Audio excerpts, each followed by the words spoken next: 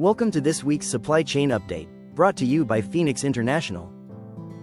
The biggest confirmed change this week is CBP's move to fully electronic duty refunds starting February 6th, which requires importers to ensure their ACE portal enrollment is in place.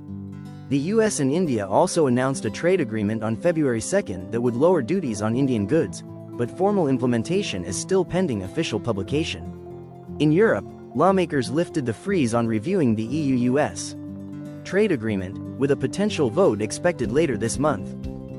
On the Trans-Pacific eastbound, capacity remains open with limited peak pressure, February GRI withdrawn, and most peak surcharges pushed into March, although some cargo rollings are beginning to appear ahead of late February blank sailings.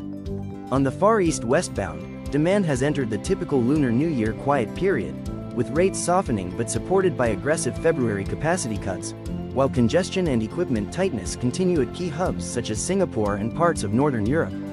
On the transatlantic westbound, demand is modestly firmer, rates remain stable, and inland equipment constraints continue across parts of Central and Southern Europe.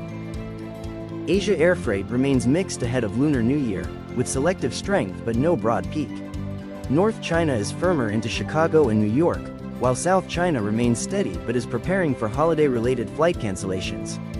Taiwan, Vietnam, and Korea are seeing tighter space and higher rates due to lingering backlogs tied to recent U.S. weather disruptions. Overall conditions are stable to slightly firm, and shippers should book several days ahead for time-sensitive cargo.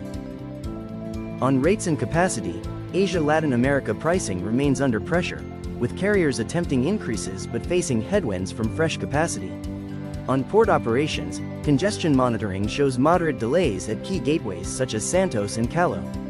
On compliance, Mexico's recent customs and tariff changes remain a key consideration, with shippers expecting tighter documentation scrutiny on affected imports.